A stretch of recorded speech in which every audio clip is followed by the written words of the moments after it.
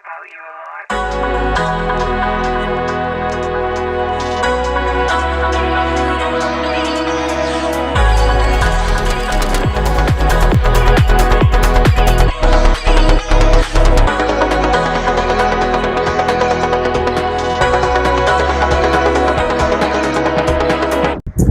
Hello दोस्तों, मैं screen fixer से कृष्णा ठाकुर। दोस्तों, मेरे पास स्टूडेंट्स भी आते हैं जो क्लास करने के लिए आते हैं, और बाकी जैसे हमारे पास कॉल आते हैं जो इंक्वायरी वगैरह आती है, तो सबसे ज्यादा दोस्तों एक क्वेश्चन सबसे ज्यादा रहता है, वो रहता है डेड फोन का। कि सर हमारे पास डेड फोन आया है, उसको कैसे डायग्नोस करेंगे। सर हमारे पास कोई फोन आया, उसमें क्या दिक्कत है, किस चीज की वजह से डेड है, कैसे पता करेंगे। सीपीयू उसका करना है, पावर उसकी करनी है, या कोई बग दिक्कत दे रही है, या एलईडी नहीं बन रहा है, तो किस तरह से दोस्तों आपको चेक करना है। ये क्वेश्चन सबसे ज्यादा टेक्नीशियन भाइयों के पास बने रहते हैं। जो भी टेक्नीशियन भाई मोबाइल का काम करते हैं, उन्हें सबसे ज्यादा जो दिक्कत आती है वो आती है आपकी डेड फोन की। तो उसी का मैं सॉल्यूशन लेके आज दोस्तों इस वीडियो में आया हूँ। तो इस वीडियो में बने रहे। मैं आज एक वीडियो बना के आपको दूंगा, जिसमें बताऊंगा कि डेड फोन कैसे डायग्नोस किया जाता है। और इस मेरी वीडियो से दोस्तों आपको काफी कुछ सीखने को मिलेगा। या आप फ्रेशर हैं तब भी आपको सीखने को मिलेगा, या आप पहले से काम करो, थोड़ा एडवांस में काम करो, तब भी आपको सीखने को मिलेगा इससे। तो वीडियो पे बने रहे दोस्तों। तो आपको बताते हैं कि अगर आपके पास कोई डेड फोन आता है तो किस तरह से उसको डायग्नोस करना है। तो सबसे पहले क्या चेक किया जाता है उसके अंदर। मान लीजिए हमारे पास दोस्तों डीसी रीडिंग रहती है, डीसी मशीन होती है। जब हमारे पास कोई भी फोन आता है डेड फोन, तो सबसे पहले हम क्या करते हैं, डीसी मशीन में लगा के उस फोन को चेक करते हैं। और चेक करने के बाद हमें डीसी मशीन बताती है कि इसमें क्या है, सीपीयू की दिक्कत है, या पावर की दिक्कत है, या फोन के अंदर शॉर्टिंग है, या शॉर्टिंग नहीं है। ये केस तो ये हो जाता है। पर आपने देखा हो दोस्तों कि आपके पास जो फोन आते हैं, सारे फोन ऐसा नहीं है कि डीसी मशीन सही बताती है। कि कुछ रीडिंग ऐसी आती है जो आपको पता ही नहीं चलता कि किस चीज की रीडिंग है, सीपीयू करना चाहिए, पावर करनी चाहिए, या फोन में क्या दिक्कत आ रही है, क्या चीज चेक करें। तो इस चीज में दोस्तों आप बड़ा कंफ्यूज हो जाते हो। तो वही जो आपका कंफ्यूजन है, उसी का सोल्यूशन लेके मैं आपके पास आया हूँ। इस वीडियो में आपको बताऊंगा कि किस तरह से अगर कोई डेड फोन आता है तो स्टेप बाय स्टेप से वो चेक भी कर सकते हैं, उसे डायग्नोस भी कर सकते हैं, और क्विकली उसको रिपेयर भी कर सकते हैं। तो दोस्तों, आपकी चार्जिंग आईसी से एक लाइन निकलती है, जो आपकी ग्राफिक्स आईसी हो गई, या मान लीजिए आपकी लाइट आईसी हो गई, या नेटवर्क सेक्शन के पीएफ हो गए, या मान लो आपकी पावर आईसी होगी। ये जो आपकी लाइन रहती है दोस्तों, ये होती है आपकी वीपीएच। वीपीएच लाइन आपकी जो होती है, वो आपके लमसम हर एक सेक्शन में जाती है। जो सेक्शन को मैन वोल्टेज की रिक्वायरमेंट होती है दोस्तों, वो आपका रहता है वीपीएच रहता है। अगर मीडियाटेक की बात करते हैं तो इसी का नाम हो जाता है वी सिस्टम। या सैमसंग के अंदर आप दोस्तों जाते हो तो सैमसंग का फोन रहता है, इसके अंदर सैमसंग का सीपीयू लगा रहता है, तो उसमें या तो वी सिस्टम या वी बेड के नाम से आपको ये लाइन मिल जाती है। वीपीएच वाली जो होती है, इसके 3 नाम होते हैं। यहाँ पे दोस्तों जो चार्जिंग आईसी से वीपीएच आपकी बनती है, यहाँ पे जो कॉइल लगी रहती है 1 माइक्रो हेनरी की लगी रहती है। आप कोई भी फोन में देखोगे दोस्तों, ज्यादातर क्या होगा, 1 माइक्रो हेनरी की ही कॉइल मिलेगी है।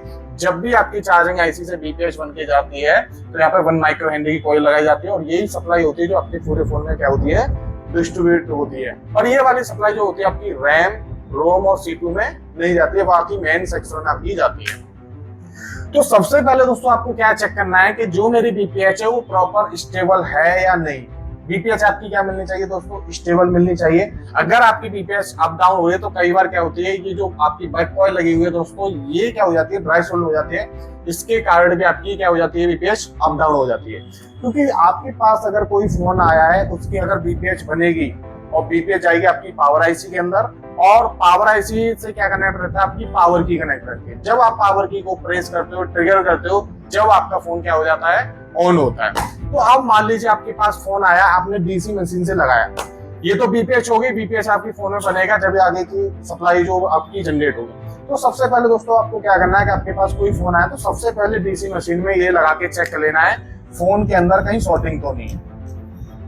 क्योंकि फोन के अंदर जब शॉर्टिंग होती है तो उसकी वजह से भी क्या आ जाती है, प्रॉब्लम आ जाती है, फोन आपका ऑन नहीं हो पाता है। तो V4 पावर, आफ्टर पावर, यानी प्राइमरी लाइन, सेकेंडरी लाइन में आपको पावर की दबा के देख लेना है कोई हाई एम्पियर कंजप्शन तो नहीं है, या डीसी मशीन में फोन को कनेक्ट करने के बाद कोई भी रीडिंग तो नहीं ले रहा है, ऑटो रीडिंग। क्योंकि ऑटो रीडिंग जो आपकी दोस्तों होती है वो भी आपके क्या हो रहता है, शॉर्टिंग का केस, लीकेज, हाफ शॉर्टिंग इस तरह से आती है। तो सबसे पहले आपको दोस्तों ये श्योर हो जाना है कि आपके फोन में किसी भी तरह की कोई शॉर्टिंग नहीं है। जब आपके में किसी भी तरह की शॉर्टिंग नहीं है, जो मैं आपको तरीका बता रहा हूँ उसके बाद ही आपको ये चीजें चेक करनी है। तो ये श्योर हो जाना दोस्तों आपको कि आपके फोन में कोई शॉर्टिंग नहीं है पहले। तो ये हमने समझा कि आपके फोन में शॉर्टिंग नहीं होनी चाहिए पहली बात तो। उसके बाद आपको क्या चेक करना है, आपकी बीपीएच है वो स्टेबल बन रही है या नहीं बन रही है। अब आपके फोन में लगी रहती है पावर आईसी। तो दोस्तों यहाँ पे हम पावर आईसी बना लेते हैं। ये आपकी पावर आईसी होगी। अब ये जो आपकी दोस्तों पावर आईसी होती है, इस पावर आईसी में आपका क्या जाता है दोस्तों, बीपीएच जाता है। ये यहाँ से बीपीएच आपका किसमें चला जाता है, पावर आईसी के अंदर चला जाता है। अब ये जो दोस्तों बीपीएच आपका रहता है पावर आईसी में, ऐसा नहीं एक जगह से इन होता है, ये कई सारी जगह से क्या होता है इसके अंदर यहाँ पर इन होता है बीपीएच। तो आपने देखा होगा कि आपके फोन में जो दोस्तों पावर आईसी लगे रहते हैं उसके पास में कई कैपेसिटर लगे रहते हैं, एकदम पास में लगे रहेंगे। तो वो भी आपके दोस्तों क्या रहते हैं, बीपीएच के कैप रहते हैं। या तो आप चार्जिंग आईसी के पास जाके बीपीएच चेक कर सकते हो, या पावर आईसी के पास भी जाके जो पास में कैपसेट लगे रहते हैं उन पर भी आप बीपीएच चेक कर सकते हो। क्योंकि यहाँ पे जो सप्लाई जा रही है यहाँ पे आपको कैपसेट देखने के लिए जरूर मिल जाएंगे इस तरह से। तो यहाँ पे आपके कैपसेट जरूर मिलेंगे देखने के लिए। तो इन कैपसेट पे आपको क्या चेक कर लेना है, बीपीएच प्रॉपर स्टेबल है या नहीं है। बीपीएच स्टेबल ना होने के कारण ये कॉइल का मैंने आपको बता दिया, कॉइल को रिसोल्व करके देख लेना आपको। दूसरा ये चार्जिंग आईसी भी हो सकती है और पावर आईसी भी हो सकती है। अब पावर आईसी की बात आई तो आप क्या सोचोगे दोस्तों कि कैसे पावर आईसी की वजह से बीपीएच स्टेबल नहीं हो रहा है। तो क्या होता है कि जब पावर आईसी के अंदर मान लो शॉर्टिंग आ जाती है या इसकी जो बग वगैरह रहती है उसके अंदर शॉर्टिंग आ जाती है, तो जो आपकी चार्जिंग आईसी रहती है जब बीपीएच भेजती है तो पावर आईसी के अंदर जाने के बाद क्या होती रहती है, लाइन शॉर्ट होती रहती है, जिसकी वजह से क्या होता है आपका बीपीएच भी अप डाउन होने लग जाता है कई बार। तो आपका बीपीएच आपको चेक कर लेना है। चेक करने का एक तरीका अच्छा है, अगर आपका मान लो स्टेबल ही हो रहा है तो आपको क्या कर लेना है, कॉइल को रिमूव कर लेना है। तो कॉइल को जब रिमूव कर लोगे तो इसके 2 पॉइंट हो जाएंगे। यहाँ पे इस पॉइंट पर आप बीपीएच को स्टेबल चेक कर सकते हो। तो आपका बीपीएच आपने चेक किया प्रॉपर बन रहा है। उसके बाद क्योंकि क्या होता है आपके फोन में पावर की होता है, क्योंकि जब भी दोस्तों आप फोन को ऑन करते हो तो सबसे पहले दोस्तों क्या होता है, आप पावर जो की रहती है पावर बटन को आप ट्रिगर करते हो। जब आप पावर बटन को ट्रिगर करते हो उसके बाद ही आपकी जो डीसी मशीन होती है वो एक रीडिंग देती है। अब बात करें कि पावर की जो रहती है उसमें कितने वोल्टेज मिलते हैं, तो क्वालकॉम का अगर फोन रहता है तो या तो आपको 1.8 मिलेगा या 2.8 मिलेगा, या आपका मीडियाटेक या सैमसंग का रहता है तो जो बैटरी के अंदर वोल्टेज आते हैं जो बीपीएच के अंदर रहते हैं वो वोल्टेज आपको पावर की पे देखने के लिए मिल जाएंगे। अब पावर की को आप दबा रहे हो, अगर आपकी मशीन कोई भी ट्रिगर नहीं ले रही है यानी कोई भी रिएक्शन नहीं दे रही है आपकी मशीन, तो कहीं ना कहीं या तो आपके पावर की पे वोल्टेज नहीं बन रहे या फिर ये लाइन आपकी क्या है कहीं ना कहीं से ओपन हो गई है। तो सबसे पहले आपको क्या करना है, फोन के अंदर या चार्जर लगा लो या डीसी मशीन कनेक्ट कर लो। आपको क्या चेक करना है, क्या मेरी पावर की पे वोल्टेज बन रहा है, क्योंकि जब पावर की पे वोल्टेज बनाएंगे आप पावर की दबाओगे तो मशीन के अंदर डीसी मशीन के अंदर कोई ना कोई रीडिंग आपकी आएगी। अब आपने चेक किया कि मेरी पावर की पे कोई वोल्टेज नहीं आ रहा है, आपने चेक किया कि मेरी पावर की पे कोई वोल्टेज नहीं आया तो डीसी मशीन तो कुछ देगी नहीं। तो आपको क्या करना है, उसको डीसी मशीन को हटा के आपको पावर की जो रहती है इस पर आपको चेक करनी है जीआर चेक करने का तरीका रहता है, मल्टीमीटर को दोस्तों आपको डायोड बोर्ड में लगाना है, रेड वाली प्रोब ग्राउंड पे रख के और ब्लैक से आपको चेक कर लेना है। जब आपकी जीआर आ जाएगी तो आपको जीआर से ये पता लगेगा कि जो आपकी ये लाइन है पावर आईसीसी का है करेक्ट है।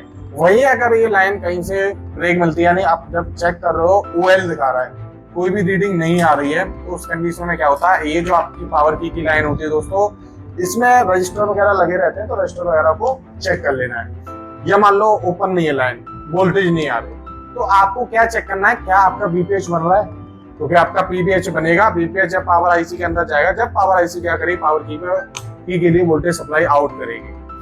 तो सबसे पहले आपको बीपीएच स्टेबल चेक कर लेना, उसके बाद पावर की पे वोल्टेज आपके आने चाहिए। तो ये दोनों चीज आपको चेक कर लेनी है। अगर ऐसा आपका केस बन रहा है कि बीपीएच आपके में बढ़ रही है और पावर की पे किसी भी तरह का कोई वोल्टेज नहीं आ रहा है दोस्तों, तो आपको पावर आईसी को चेंज कर देना है। पावर आईसी को क्या करना है दोस्तों, यहाँ पे चेंज कर देना है। अब आप कहोगे पावर आईसी को डायरेक्ट चेंज कर दें, क्या कुछ और टेस्टिंग कर सकते हैं, क्योंकि कई बार क्या होता है कि मान लो पावर आईसी शॉर्ट वगैरह हो गई या कोई इसी लाइन में शॉर्टिंग आ गई, तो उस वजह से भी हो सकता है आपका पावर की पे वोल्टेज ना बने।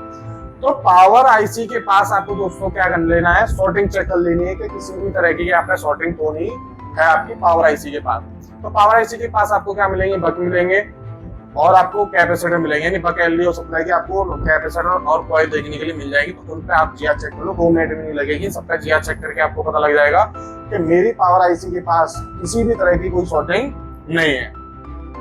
तो अगर आपका बीपीएच बन रहा है, कोई शॉर्टिंग भी नहीं है और पावर की वो वोल्टेज नहीं बन रहा है दोस्तों, तो आपको क्या करना है, पावर आईसी को क्या कर देना है, चेंज कर देना है। पावर आईसी आप चेंज करोगे तो क्या होगा, पावर की वो वोल्टेज आ जाएंगे और आपका फोन भी क्या हो जाएगा, ऑन हो जाएगा। तो आपकी पावर की पे भी वोल्टेज आ गई दोस्तों और बीपीएच भी आपकी बन गई। अब क्या चेक करना है, तो अब दोस्तों आपको क्या करना है, फोन के अंदर चार्जर कनेक्ट करना है। क्योंकि पता है दोस्तों, आपका फोन दो तरीके से ऑन होता है।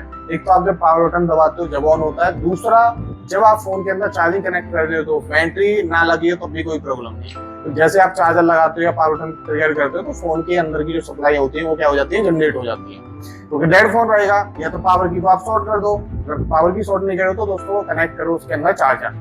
जब आप चार्जर कनेक्ट कर दोगे तो आपकी बीपीएच बन जाएगी, पावर की भी वोल्टेज आ जाएंगे। अब आपको पता है कि जो आपकी पावर आईसी होती है, पावर आईसी के पास दोस्तों यहाँ लगी रहती है बक कॉइल। अब डिपेंड करता है आपके फोन में कौन सी पावर आईसी लगी है, क्योंकि उसी हिसाब से किसी में 5 बक कॉइल होती है, किसी में 9 होती है, किसी के पास 12 होती है।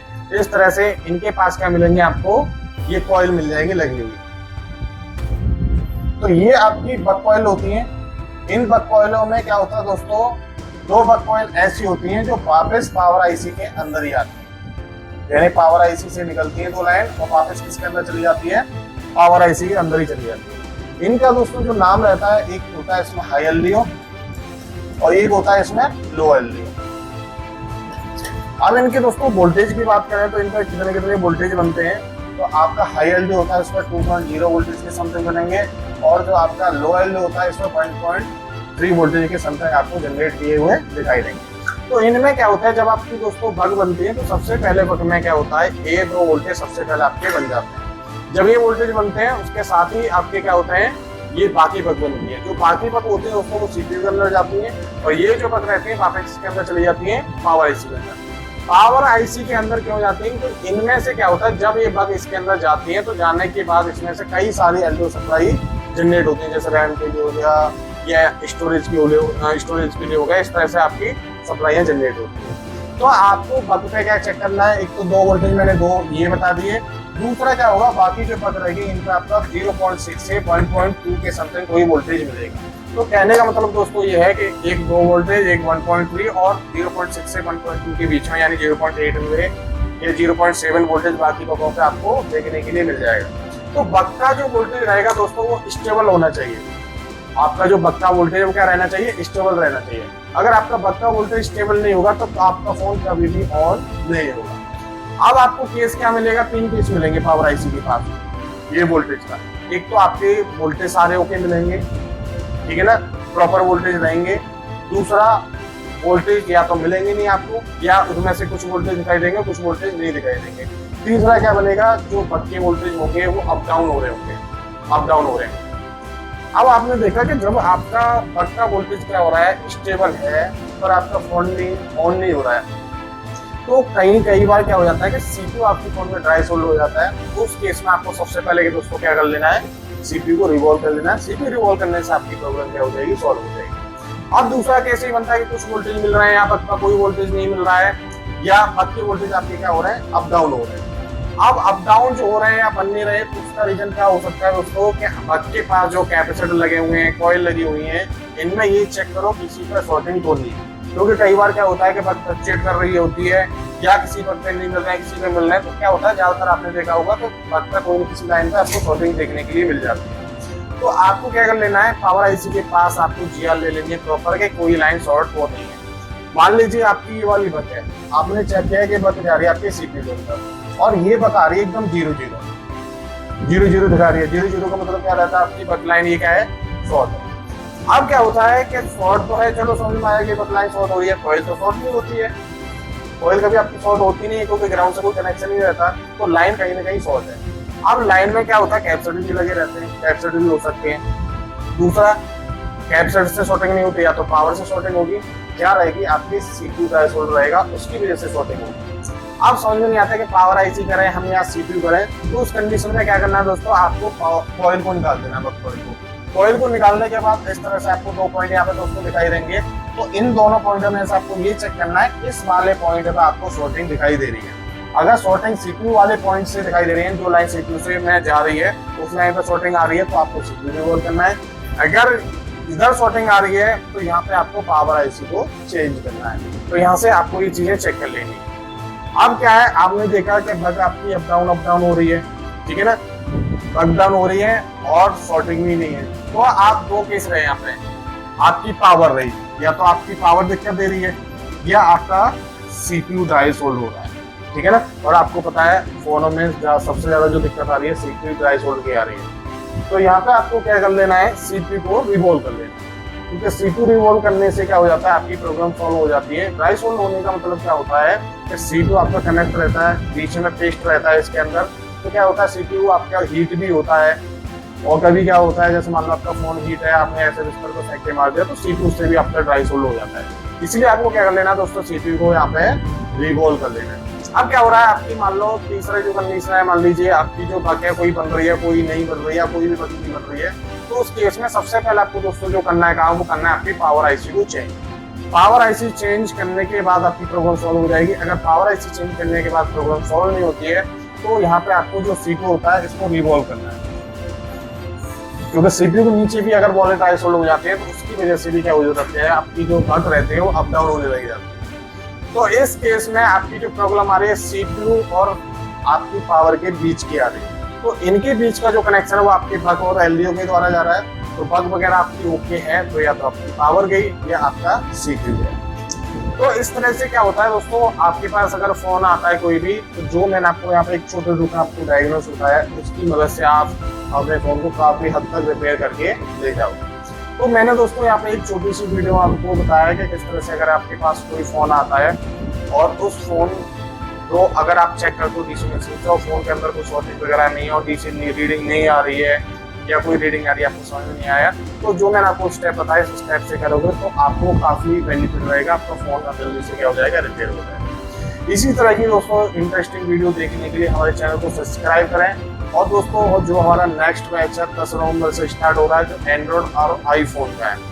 तो अगर आपको ज़्यादा जानकारी चाहिए कोर्स से रिलेटेड तो स्क्रीन पर जो नंबर दिया हुआ है दोस्तों उस पर कॉल करके जानकारी ले सकते हैं। और बाकी दोस्तों हमारे यहाँ एंड्रॉइड आईफोन के कोर्स तो कराए जाते हैं, प्लस ग्लास के भी कोर्स कराए जाते हैं, जैसे एज ग्लास हो गया, फ्लेक्स वन हो गई, फ्लिप फोल्ड के हो गए, ग्लास फ्लैट ग्लास का हो गया, तो डिस्प्ले से रिलेटेड भी हमारे यहाँ दोस्तों कोर्स कराए जाते हैं। तो इन सब की आपको जानकारी चाहिए या आपको ज्वाइन करना है तो हमारा कॉम्बो ऑफर भी चल रहा है, तो उस कॉम्बो ऑफर का आप लाभ भी उठा सकते हो। लाभ उठाने के लिए जो स्क्रीन पर नंबर दोस्तों जो स्क्रीन के ऊपर नंबर दिया हुआ है उस पर कॉल करके पूरी जानकारी ले सकते हैं हमारी टीम से।